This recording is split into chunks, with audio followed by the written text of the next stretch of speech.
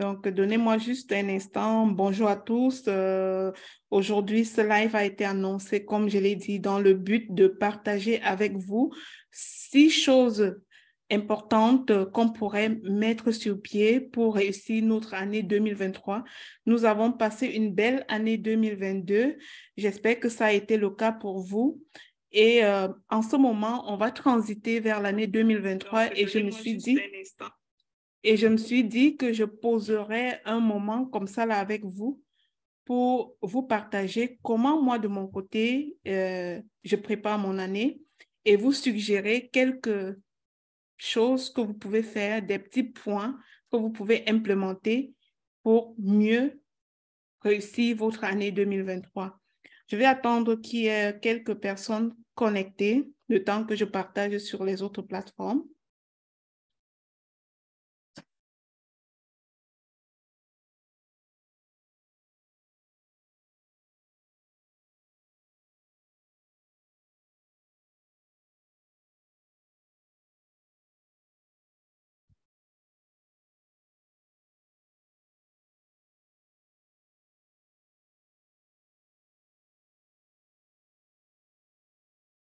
Super, bonjour. Si tu es connecté, laisse-moi savoir qui est là. Est-ce que tu es connecté avec nous en ce moment? Bonjour Oli, je vois que tu es là. Bonjour Oli, bonjour. Bienvenue à ce live du 30 décembre 2022. Nous n'allons pas tout simplement être de ceux qui entrent juste dans les bruits. Est-ce que vous êtes dans les bruits aujourd'hui? Je ne prétends pas que entrer dans les bruits, comme le disent certaines personnes, c'est une si mauvaise chose. Mais mes amis, pendant qu'on entre dans les bruits, dans le désordre, il faut rester sage. Rester sage et c'est pour ça que je prends ce moment, même si on est le 30 décembre, avec vous pour vous partager justement ce live au sujet de 6 points que je trouve indispensables à implémenter, OK? Je trouve indispensable à implémenter pour réussir notre année 2023. Dans un instant, ça va commencer. Dans un instant, ça va commencer.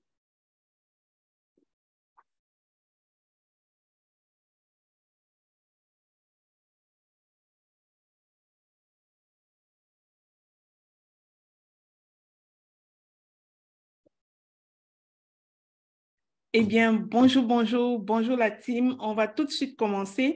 Donc, pour commencer notre année 2023, je vous suggère tout simplement de prendre ce temps.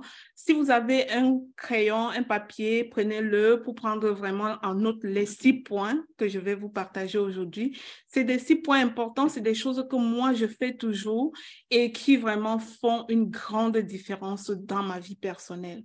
Et je le souhaite pour vous, puisque nous sommes en communauté ici. Je le fais avec ma famille et puisque vous êtes ma deuxième famille, ce ne serait pas juste que je ne vous les partage pas. Peut-être c'est des choses que vous connaissez déjà. Peut-être vous les connaissez sans les implémenter nécessairement parce que nombreux sont ceux qui sont un peu dans l'intellectualisme, qui savent tellement de choses, mais qui, d'un autre côté, n'implémentent rien. Et comme vous le savez, le but n'est pas d'avoir plus d'informations. On a vraiment besoin de transformation et la transformation, ça passe par la pratique. La transformation passe nécessairement par l'application réelle de ce qu'on a appris. Beaucoup sont dans ce que j'appelle l'intellectualisme. Ils sont trop intellectuels. Ils sont à la quête des informations. Ils en cherchent et ils en trouvent de plus en plus. Sauf que ces personnes oublient parfois que mieux vaut implémenter le peu d'informations qu'on a au lieu d'en avoir une tonne et de ne rien mettre en pratique. Parce que quand on ne passe pas à l'action, quand on ne met rien en pratique, c'est sûr qu'au bout du compte, on n'a rien. Alors, on va entrer dans le vif de notre sujet. Le sujet d'aujourd'hui consisterait à faire le bilan, consisterait à partager donc concrètement ces 6 points. Le tout premier point, je vais nommer en partant, je préfère nommer les 6 points en partant, puis on reviendra sur chaque point un à la fois. Les 6 points sont, la première chose, c'est que je t'invite aujourd'hui à faire le bilan de ton année. Fais le bilan de ton année 2022. Pourquoi? Parce que tu veux te rendre quelque part, tu veux aller en 2023. Tu as une idée de ce que tu t'en vas faire en 2023. Tu as peut-être une idée claire de ce que tu veux de ton année 2023. Mais pour aller quelque part, il est important de ne pas ignorer d'où on vient. C'est pour ça qu'une voiture qu'on conduit a un rétroviseur arrière qui te permet de jeter un coup d'œil en arrière pour t'ajuster. Pas parce que tu t'en vas vers l'arrière, mais parce que jeter un coup d'œil en arrière permet de t'ajuster et de mieux avancer. Alors, l'exercice que je vais te proposer aujourd'hui, les 6 points, consiste premièrement à faire le bilan de ton année 2022. Au numéro 2, je vais t'inviter à l'issue de ce bilan-là de faire la planification, de planifier ton année 2023. Et en troisième lieu, je vais te recommander de donner. Je t'expliquerai dans les détails ce que j'entends par donner. Au numéro 4, je te recommanderai de pardonner. Puis, évidemment, j'expliquerai c'est quoi que j'entends par pardonner, OK? Au niveau du 5e point, je te recommanderais de proclamer et de visualiser. Tu auras les détails. Au 6e point, comme ce qui chapeaute le tout, après avoir fait tout ça, il faut passer à l'action. C'est la maîtresse des valeurs. Il faut passer à l'action et faire des bilans périodiques. Alors, le tout premier point qu'on s'en va voir, c'est faire le bilan de son année. Il faut que je vous explique pourquoi c'est important de faire le bilan de ton année. Normalement, pour quelqu'un qui sait s'y prendre, c'est pas en ce moment qu'elle fait le bilan de son année parce que son année devait... Les gens qui sont avisés commencent à préparer leur année depuis le mois de septembre ou fin septembre et commencent dès le dernier trimestre de l'année à vraiment visualiser et planifier ce qu'ils veulent pour leur année prochaine.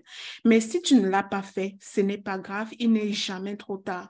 Si tu es rendu à ce moment que tu ne l'as pas fait, je t'invite à y penser, à prendre un moment, à te poser juste toi, de toi à toi et faire le bilan de ton année. Je vais te donner un certain nombre de questions guides qui va t'accompagner et t'aider à réfléchir et à faire vraiment le bilan de ton année de façon adéquate. D'accord? Alors, le postulat, comme je te l'ai dit tantôt, sur lequel nous nous basons pour dire qu'il est important de faire le bilan de son année, c'est tout à fait que pour aller où on veut se rendre, il faut savoir d'où on vient. Il est important de savoir d'où on vient si on veut se rendre quelque part. Il est très important de savoir d'où on vient. Alors, pose-toi un moment et fais le bilan de ton année 2022. Mais comment est-ce que tu le fais? Comment est-ce que tu te prends pour faire ce bilan? Pour faire ce bilan de ton année 2022, tu devras te poser quelques questions. J'espère que tu as une feuille pour noter ça parce qu'un live, ça passe très rapidement. Ce n'est pas évident de le faire en même temps qu'on fait ce live, d'accord? Mais entre-temps, je voudrais vous dire que j'offrirai une période de Zoom lundi prochain avec les personnes qui désirent, si vous manifestez votre intérêt à y assister, pour aider ceux qui sont en retard dans la planification de leur année à faire cet exercice de planification. Mais pour l'instant, prends note les questions. Je t'invite à prendre la liste des projets que tu avais planifiés pour ton année 2022. Sûrement au mois de janvier passé, au mois de janvier 2022, comme la plupart des personnes, tu as planifié des choses, tu as rêvé.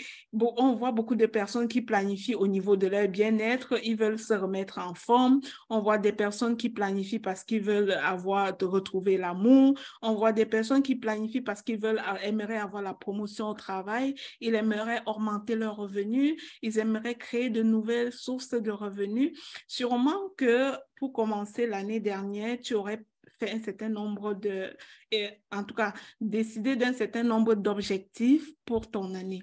Alors, je voudrais que tu prennes la liste de ces projets-là que tu avais en janvier 2022 et que tu les regardes de façon analytique pour aller comprendre, premièrement, qu'est-ce qui a été fait.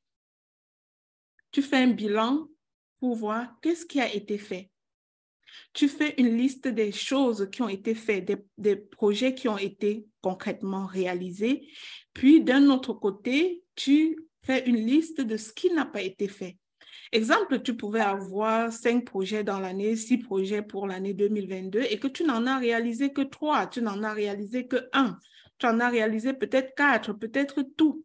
Mais alors, ce que je t'invite à faire, c'est de dire, sois honnête envers toi-même. Et si tu n'avais pas de projet, commence à comprendre avec cet exercice que tu étais en erreur de ne pas avoir une planification pour ton année et tu te décides de ne pas reproduire cette même erreur. Parce que quand on est en erreur, ce n'est pas ça la pire des choses. La pire des choses qui arrivent, c'est de ne pas apprendre de ces erreurs.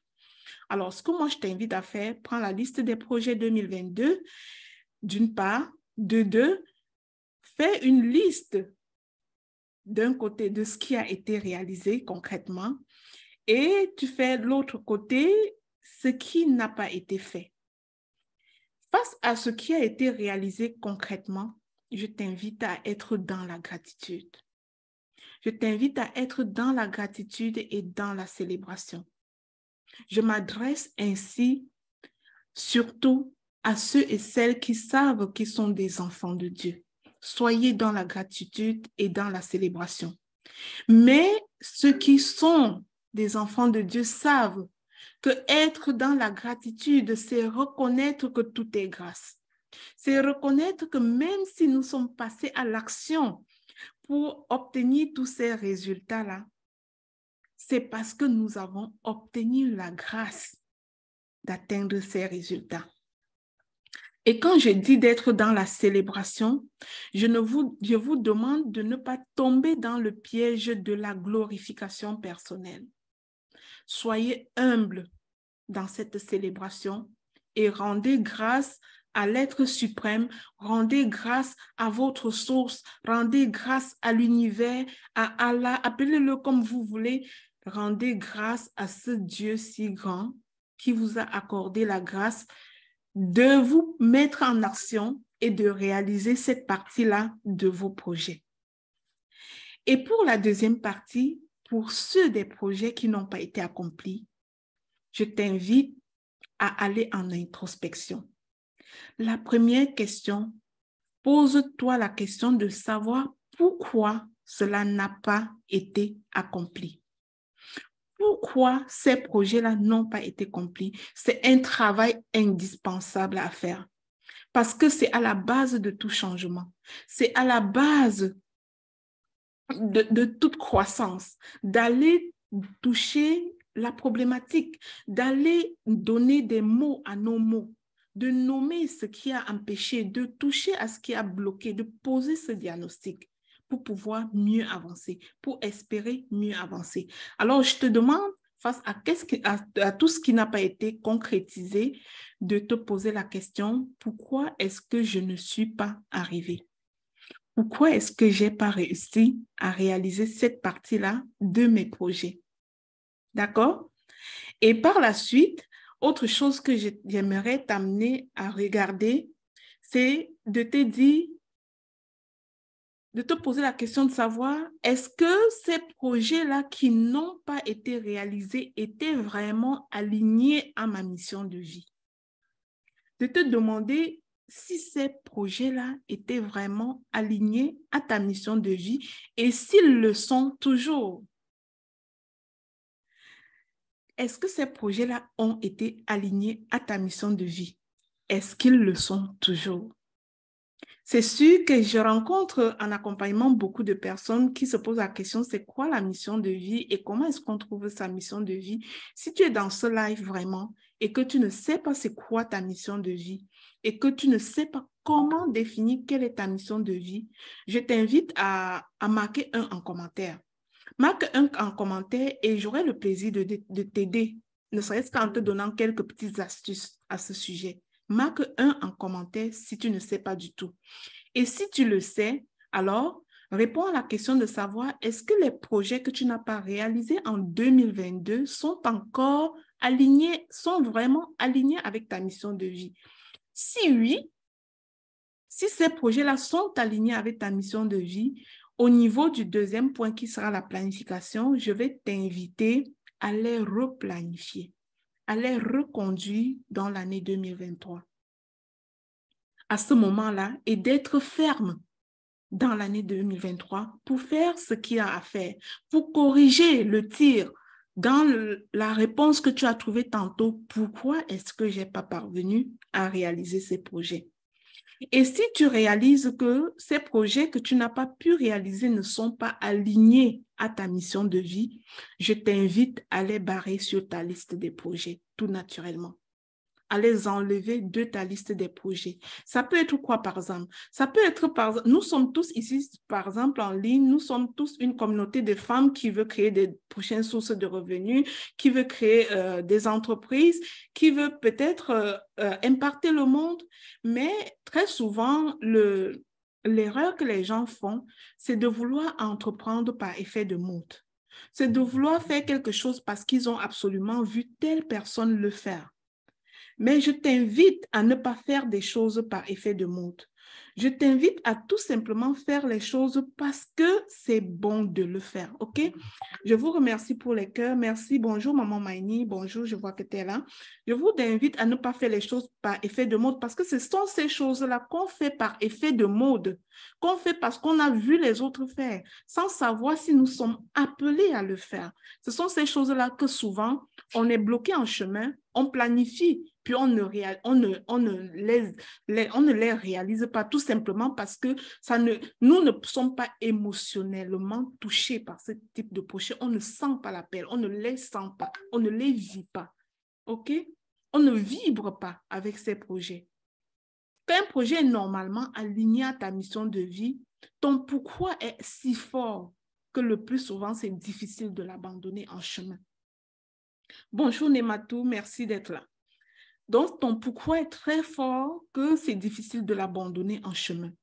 Alors, le plus souvent, quand on fait l'erreur d'aller par effet de mode, de vouloir impacter le monde par effet de mode, parce qu'on a vu l'autre le faire, de devenir coach par effet de mode, oui, tout le monde peut être coach parce que nous avons tous des talents et nous avons tous quelque chose que nous pouvons enseigner aux suivants. Mais encore faut-il découvrir quelle est la chose, quel est ce talent-là qui me rend unique, moi, et que je suis capable mieux que quiconque de transmettre à l'autre. Il ne faut pas que Maïni ose s'approprier le talent de Nema parce que oui, ça se peut que ce ne soit pas ton talent et que même si Nema réussit à faire cette chose-là, toi, tu ne réussiras pas. Pourtant, tu es appelé à faire d'autres choses qui ne te tentent pas tu n'es pas tenté à développer, peut-être parce que tu n'as vu personne le faire, mais il est important de vérifier est-ce que mes objectifs, est-ce que mes projets sont alignés avec ma mission de vie. Ça, c'est ce que tu fais avec ce qui n'a pas réussi, d'accord? Et l'erreur à ne pas faire, c'est la culpabilité. Ne tombe pas dans la culpabilité à te taper dessus, à te trouver comme moindre rien, à te servir des mauvais mots, à te maudire, à dire de toi-même des choses, des mots que moi-même je ne veux pas prononcer de ma bouche, tout simplement parce que tu es tombé, tout simplement parce que tu as échoué, parce que tu as planifié quelque chose et tu n'as pas réussi. Si tu as raté un certain nombre de projets cette année, j'ai juste envie de te dire que je te comprends et que ce n'est pas une fatalité. Nelson Mandela disait, je n'échoue jamais, j'apprends. Si je ne réussis pas, j'apprends.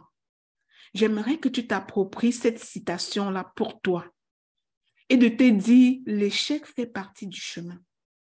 Si je n'ai pas réussi telle chose, c'est peut-être parce que je n'ai pas encore trouvé la bonne méthode.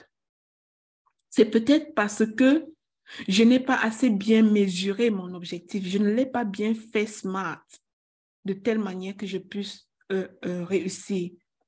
Alors, après avoir classé maintenant ce que tu as réussi versus ce que tu n'as pas réussi, fais ton processus de gratitude, c'est-à-dire écrire ou prendre un temps, un moment avec ta source pour dire merci vraiment pour les succès de l'année.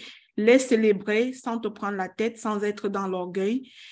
Les célébrer pour la gloire de Dieu. Je t'invite donc à regarder le côté que tu n'as pas réussi pour en apprendre parce que c'est le terrain de l'apprentissage. Là où tu as eu des erreurs, c'est ton terrain d'apprentissage. Là où tu as connu des échecs, c'est ton terrain d'apprentissage. Après avoir fait tout cela, pose-toi la question en fonction de tout ce que tu n'as pas réussi. Sur une échelle de 0 à 10, je souhaite que tu t'évalues et que tu te donnes la note qui correspond à ta capacité à passer à l'action. En 2022, sur une échelle de 0 à 10, quelle note te donnes-tu en lien avec ta capacité à passer à l'action? Est-ce que tu étais à l'action en 2022? Est-ce que tu étais plutôt dans la procrastination?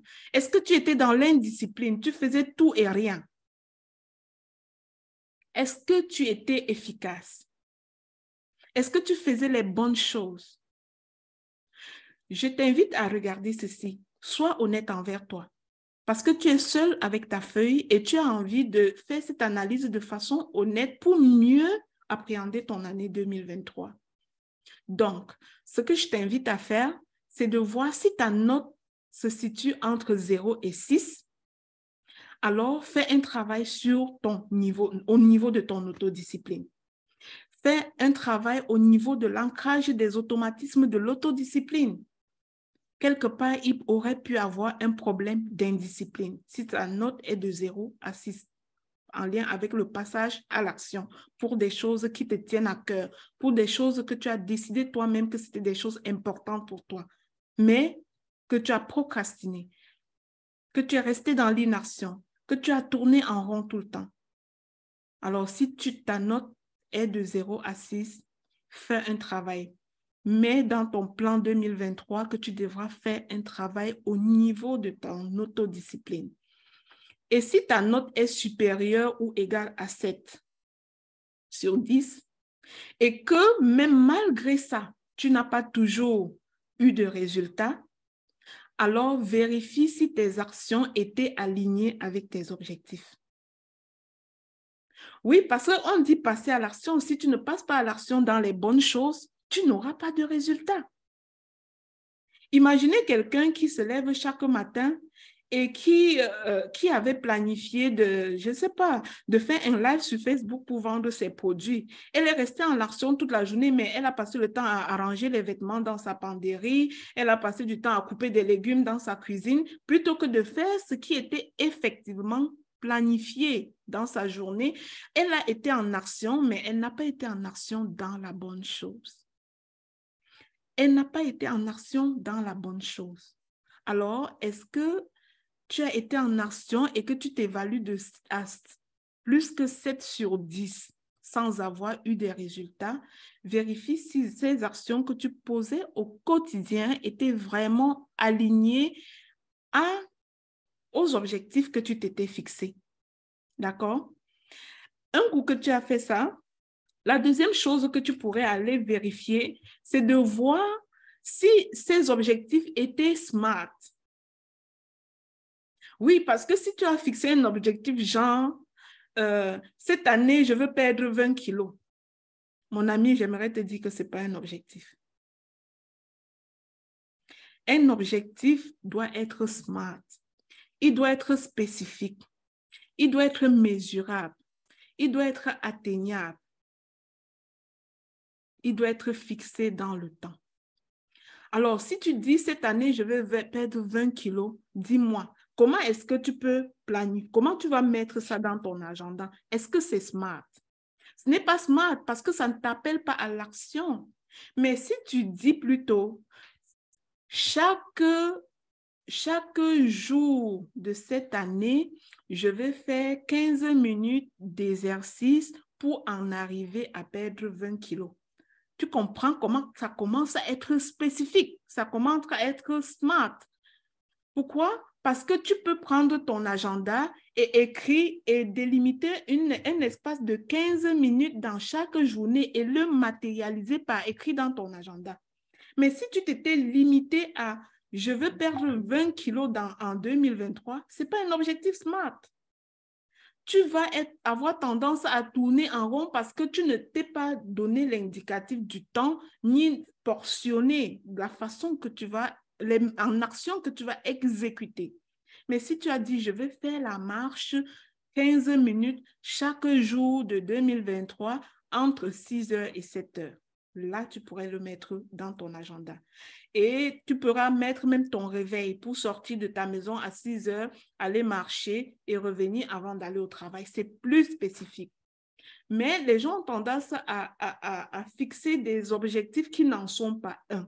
Des objectifs qui sont tout simplement comme trop généralisés et qui ne représentent pas, qui ne peuvent pas se traduire en actions concrètes, qui ne peuvent même pas être inscrits dans un agenda. Vous comprenez? Si vous ne comprenez pas trop ces choses-là, dans l'atelier Zoom que je vais offrir gracieusement lundi prochain, marquez votre intérêt en commentaire ici. Je suis intéressée pour un Zoom en planification. Marquez 2. Ceux qui sont intéressés pour planifier lors d'un atelier Zoom, marquez 2. Et j'aurai le plaisir de regarder avec vous pour planifier pas à pas, pour vous montrer comment faire vos objectifs SMART pour l'année 2023 parce qu'on ne veut laisser personne à la traîne. On veut que nous soyons tous capables d'être différents, de réussir dans l'année 2023, de réussir minimalement une chose pour quelqu'un qui ne réussit pas du tout. D'accord? C'est ça le défi. Quelqu'un m'a tout dit ici, ça c'est moi, ma coach, toujours en action, mais jamais dans le sens de mes objectifs. Oui, tu n'es pas la seule, je voudrais te dire que je te comprends. Franchement, j'accompagne 100% de personnes dans mon bureau qui vivent des situations très difficiles. Et ce qui est plus difficile pour ceux qui traversent des grosses détresses, c'est de passer à l'action. Ça, c'est plus difficile pour elles.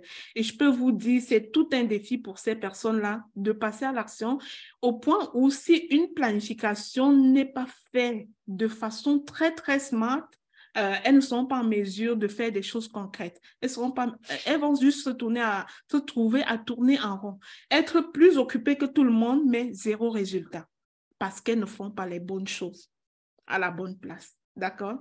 Donc, vous avez cette opportunité-là, vous pouvez marquer 2 et puis je vous donnerai le lien. Je regarderai ceux qui ont dit 2, je vous donnerai un lien Zoom.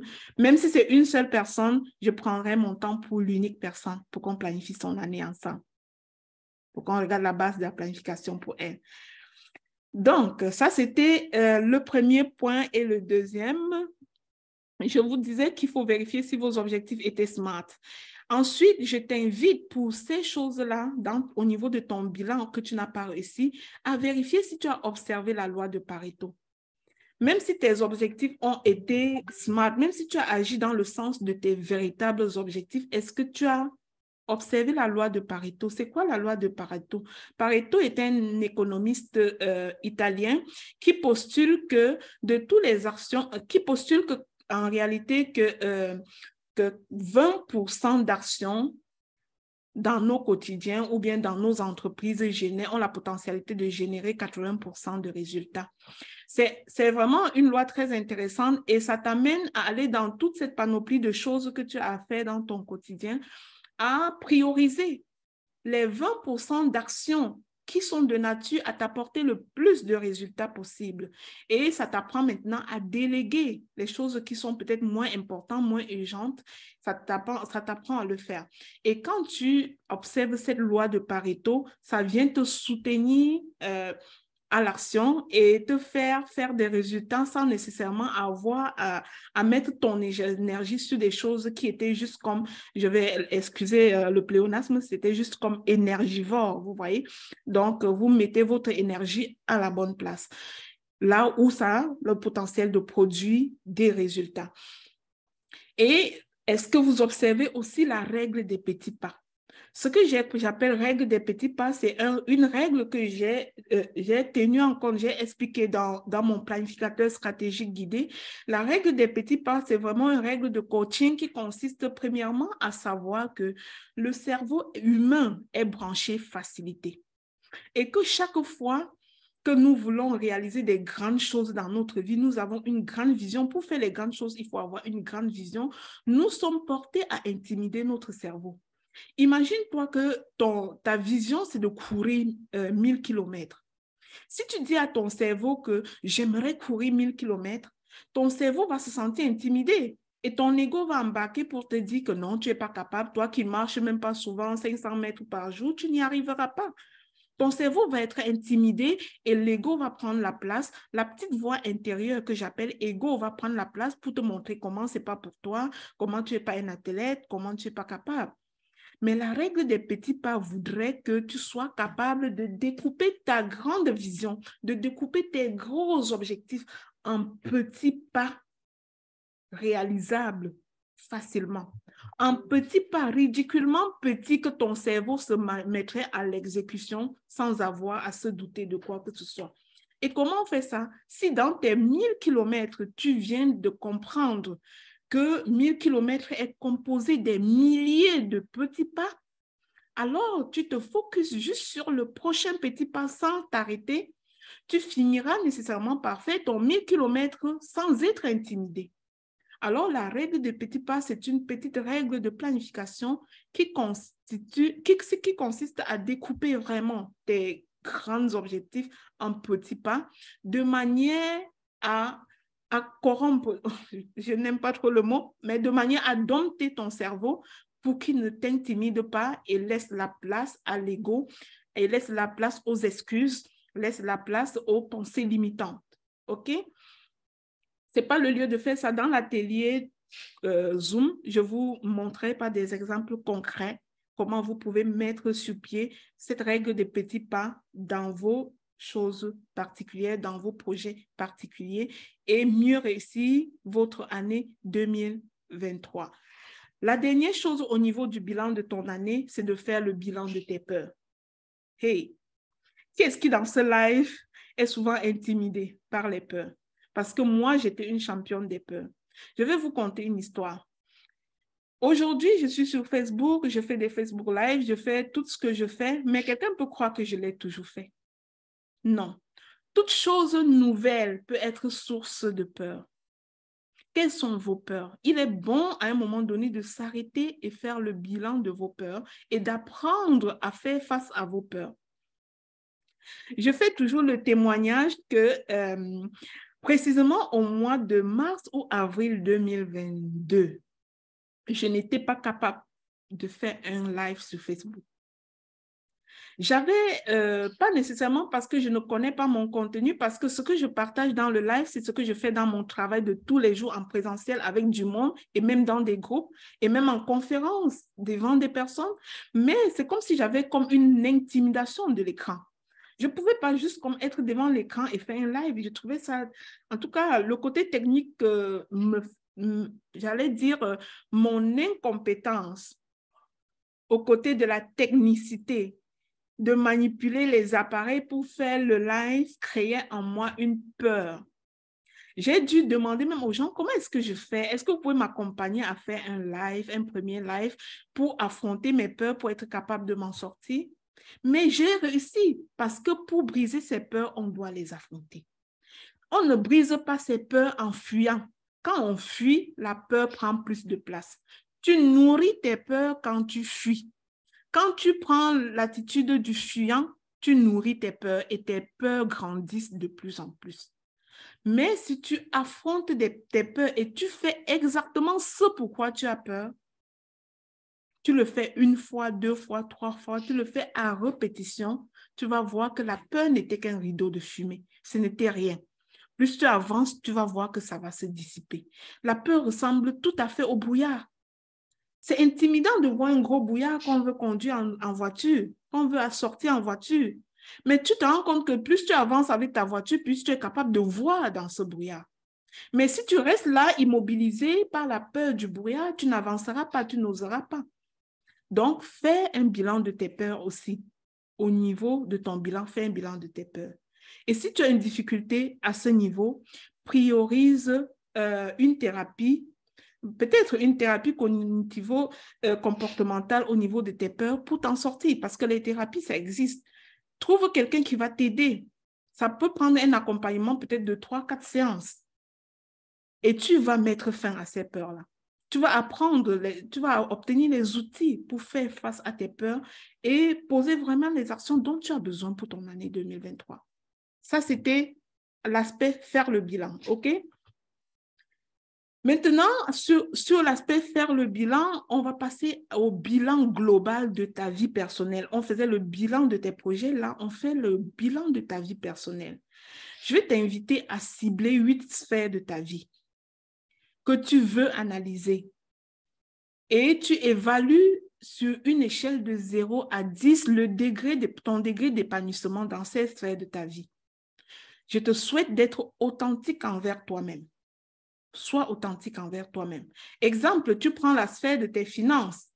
Tu évalues sur une échelle de 0 à 10 quel est ton degré d'épanouissement au niveau de tes finances. Tu peux prendre ton rôle parental. Tu évalues sur l'échelle de 0 à 10 quel est ton épanouissement, quelle est ta satisfaction au niveau de ton rôle parental. Tu vois? Puis tu prends les différents rôles comme ça peut être ta spiritualité, ça peut être ta contribution au monde. Comment est-ce quel impact tu donnes dans la vie des autres? Ça peut être ça.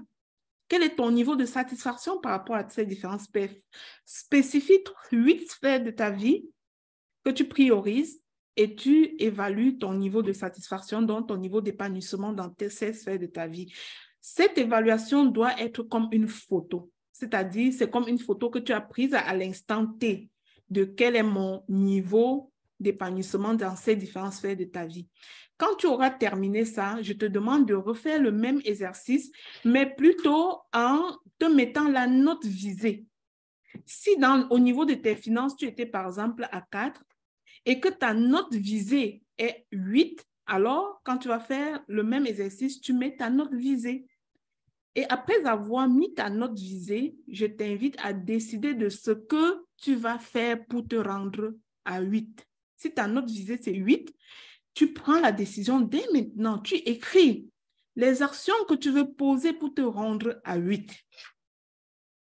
Ces actions-là t'aideront au moment de faire ta planification de l'année. Parce que c'est toutes ces actions-là que tu vas aller planifier dans ton planificateur, dans ton agenda, et puis tu vas les exécuter au fur et à mesure dans ton année. D'accord? Donc, je t'invite à faire cet exercice. Moi, je l'appelle dans mon accompagnement la roue de vie. Donc, tu peux faire cet exercice pour prendre une photo de ta situation actuelle, de l'état des lieux en ce moment.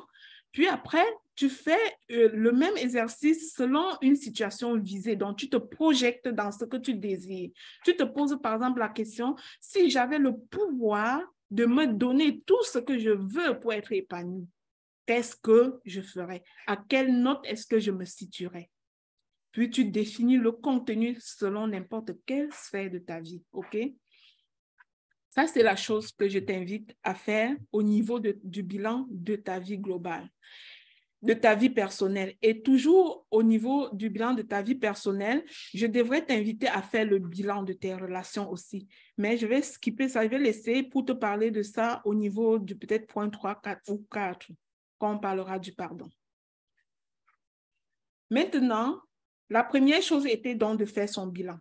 La deuxième chose serait de planifier et visualiser tes objectifs en fonction de ta situation visée que tu viens de définir quand tu as fait l'analyse de ta roue de vie.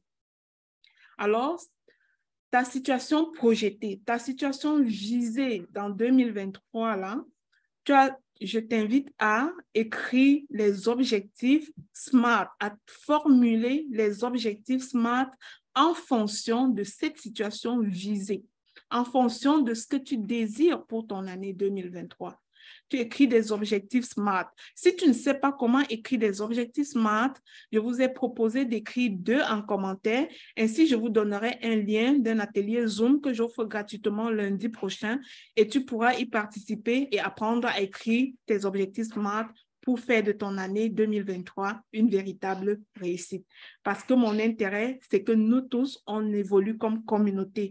On passe d'un point à l'autre, qu'on arrête de se comparer aux autres, que cet exercice te permette de te comparer à toi-même et finalement d'avoir un avant et un après entre ton 2022 et ton 2023. Et ça, c'est la meilleure comparaison qui existe, la comparaison de toi à toi.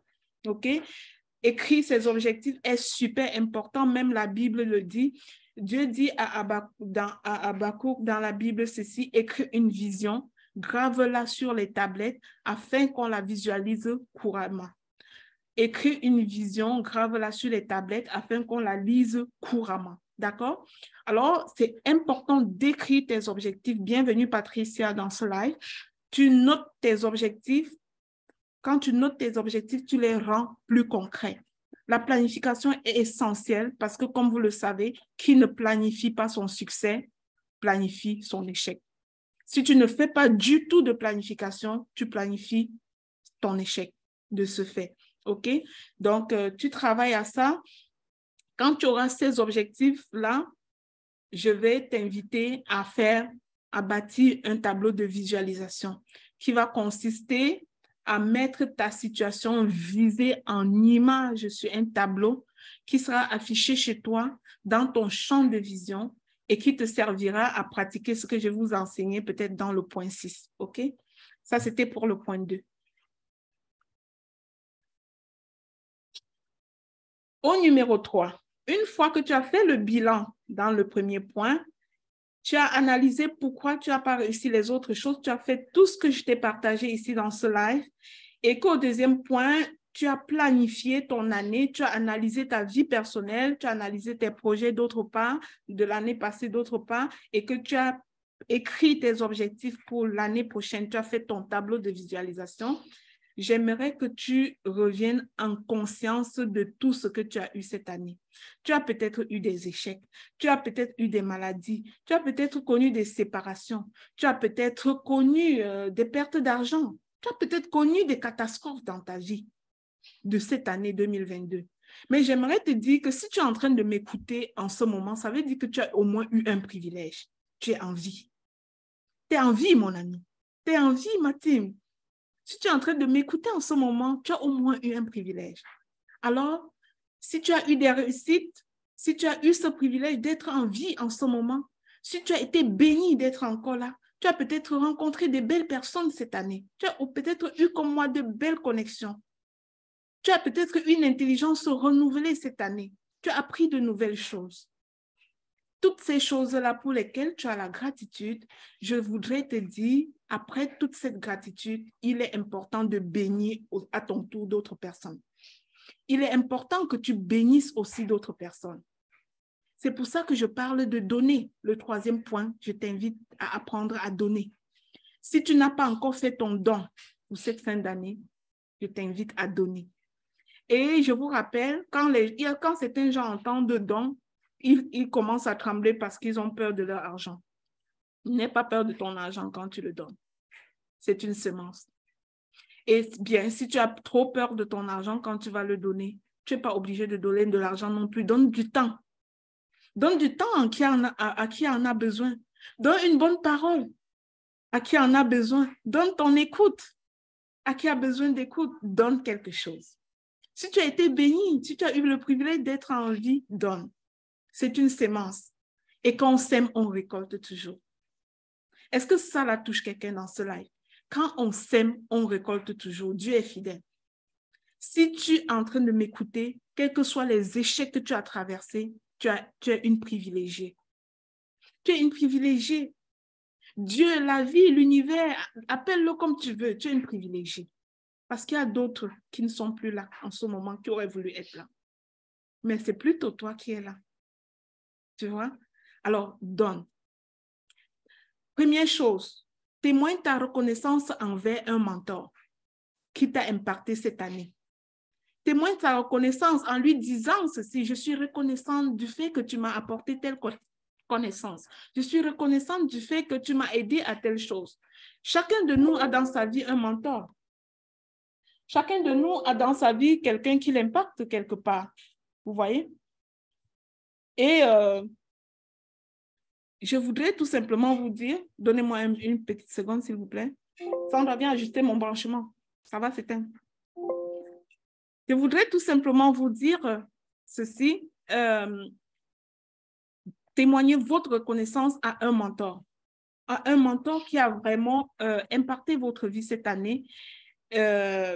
Choisissez une œuvre sociale qui vous parle et faites un don. Choisissez une œuvre sociale, n'importe laquelle. Faites un don à l'orphelin. Faites un don aux pauvres. Il y a certains gens qui ne donnent pas parce qu'ils simplifient ce qu'ils donnent. Ne simplifiez jamais ce que vous donnez. Ne simplifiez jamais ce que vous donnez.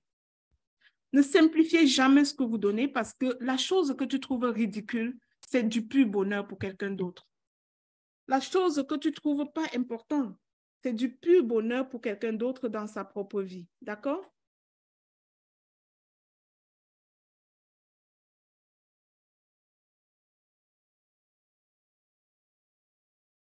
Alors, ce que je vous disais, c'est de donner, absolument. Donner une petite chose, donner un grain de riz, donner quelque chose qui, même à vos yeux, pouvait paraître comme très petit, mais donnez quand même. Donnez parce qu'il y a du monde qui en a besoin. OK? Donnez. Donc, je vous invite vraiment à y penser. Cet aspect don, c'est la sémence, c'est la loi de la sémence. C'est important de donner. Choisis une œuvre sociale qui te parle. Ça peut être des orphelins, ça peut être des veuves, ça peut être n'importe quoi. Respecte cette loi de la sémence. La quatrième chose que je te recommande de faire, c'est de pardonner. Là, c'est difficile pour d'autres personnes. Là, c'est difficile pour beaucoup de personnes. Il existe des personnes que c'est difficile pour eux de pardonner, mais je voulais te dire en passant que pardonner va venir à l'issue du bilan que tu vas faire de tes relations. Pose-toi la question de savoir avec qui je marche. Avec qui je marche? Qui sont ceux qui de mes relations sont de nature juste à me tirer vers le bas? Pardonne à ces personnes, s'il te plaît, mais éloigne-toi de ces personnes. T'éloigner de ces personnes sans culpabilité. Ça ne signifie pas que tu ne les as pas pardonnées. Pardonne-les, ne les en veux pas, n'aie pas d'amertume à leur sujet, mais apprends à vivre ta vie sans elles. Si elles te tirent seulement vers le bas, si elles sont nocives pour toi. Pardonne-les sans culpabilité, choisis-toi et fais-toi entourer de meilleures personnes pour ton année 2023. J'espère que tu l'as compris, cette partie-là. Il est important de pardonner à ceux-là, mais de ne pas continuer à les garder avec toi. Ce n'est pas une faute si tu t'éloignes des personnes qui sont nocives pour toi. Mais ne garde pas de l'amertume à l'égard de ces personnes, c'est ça qui compte. Après, la deuxième chose, c'est le pardon à soi. Pour toutes les choses que tu as mal fait toi-même, pour tous ces projets que tu n'as pas pu réaliser, pour tout ton comportement de victimisation, d'accuser les autres, d'accorder le blâme aux autres, de trouver des excuses dans des circonstances pour ne pas faire ce que tu as fait. Ne te blâme pas en ce moment. Ne te culpabilise pas. Parce que la culpabilité, c'est de l'énergie perdue. Pardonne-toi. Sois bienveillante envers toi-même. Pardonne-toi ce que tu as mal fait et prends la décision de mieux faire pour l'année 2023. Là, c'était la quatrième chose. La cinquième chose que je vais te partager aujourd'hui, c'est de proclamer sur ta vie. Proclame sur ta vie, proclame sur tes entreprises, proclame sur ta famille, proclame sur la vie de tes enfants. Proclame et pratique la gratitude infinie. Il s'agit de déclarer ce qui est inscrit sur ton tableau de visualisation chaque jour. Et être en gratitude infinie, c'est quoi? C'est être en gratitude pour ces choses que tu n'as pas encore reçues, mais auxquelles tu crois que tu vas recevoir. Parce que tu as visualisé. Et pour être en gratitude infinie, il faut que tu comprennes que c'est juste un acte de foi. La gratitude infinie est liée à la reconnaissance de ton identité d'enfant de Dieu et des privilèges qui y sont attachés. Elle est faite avec assurance. Tu es en gratitude comme si tu les avais déjà eus parce que tu sais que spirituellement, tu les as eus. Tu dois être en gratitude en fonction de la connaissance que tu as de ton partenariat avec ta source, avec ton Dieu. Tu sais que pour les choses qui ne relèvent pas de ton contrôle, il est présent, il agit et il accomplira ces choses selon que ça fait partie de son plan pour ta vie. Alors, être en gratitude à l'infini, te servir de ta bouche seulement pour proclamer du bien sur ta vie. Ne sois pas celle-là qui se met des étiquettes négatives elle-même, qui dit « je ne vaux rien, je ne suis rien ». Moi, je n'aime pas trop prononcer ça, mais dans le cadre de ce live, je prononce comme exemple pour te dire que c'est important de passer ce cap-là, d'être en gratitude infinie et de proclamer juste des mots de bonheur, juste des bons mots sur ta personne. Et si ta bouche n'est pas capable de dire des bonnes choses de toi, je te suggère d'être silencieux jusqu'à ce que tu sois capable de dire du bien de toi. OK?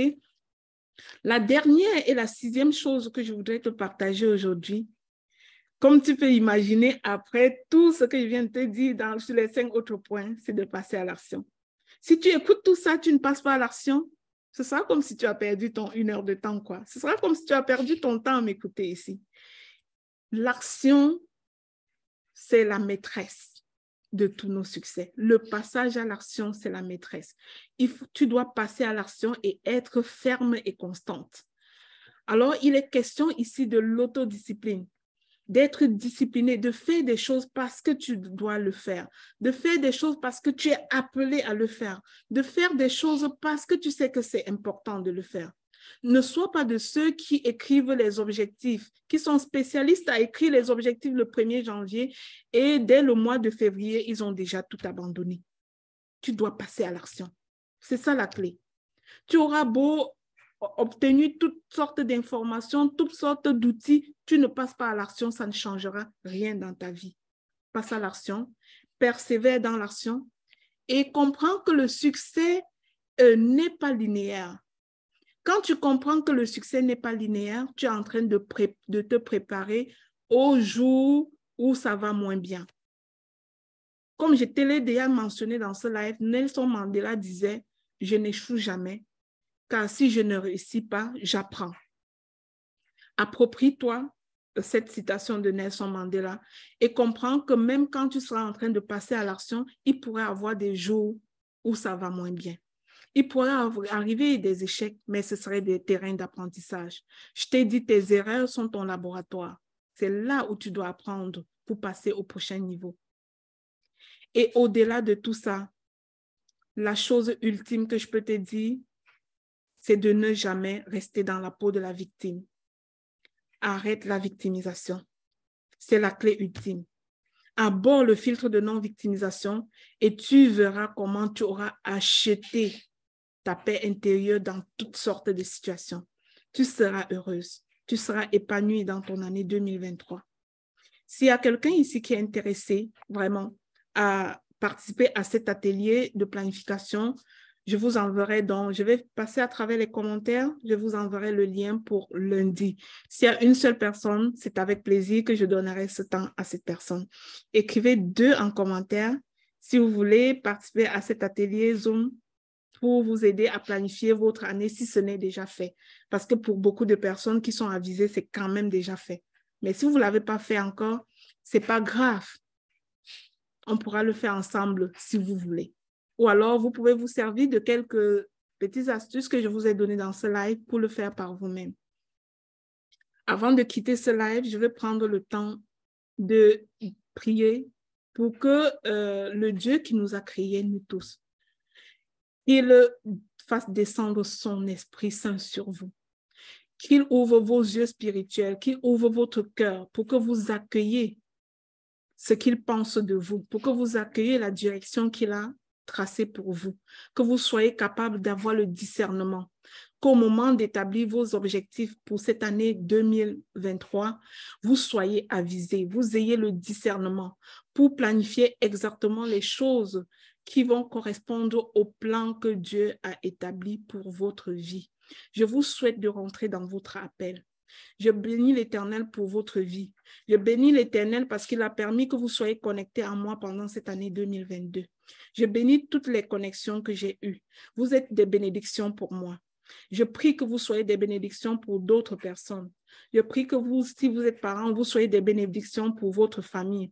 Que si vous êtes une femme, vous soyez comme la femme du Proverbe 31, qui choisit d'acquérir une terre et elle le fait, qui choisit de créer une entreprise et elle le fait, qui sait remplir ses vases et générer des revenus.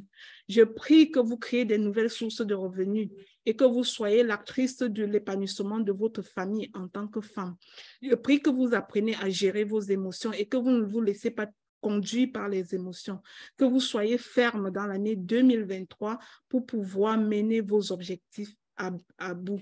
Je prie que votre maison soit un lieu de prière. Je prie que votre domicile soit un lieu de ressourcement, que ce soit un lieu d'hospitalité pour quiconque veut vous visiter. Je prie que le Seigneur vous bénisse abondamment et mette son onction sur vous afin que vous fassiez découler cette onction sur quiconque vous suit dans vos milieux de vie, sur quiconque est connecté à vous. Parce que je vous le dis, vous êtes une bénédiction pour une multitude.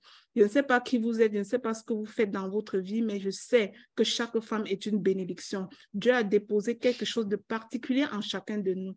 La mienne, c'est de lutter contre la victimisation et je le fais le plus possible que je suis capable. Je suis sûre que toi, de ton côté, tu as quelque chose que tu es prête à partager. Tu as quelque chose que tu es prête à donner aux autres pour les impacter, pour transformer leur vie, pour apporter un plus dans leur vie.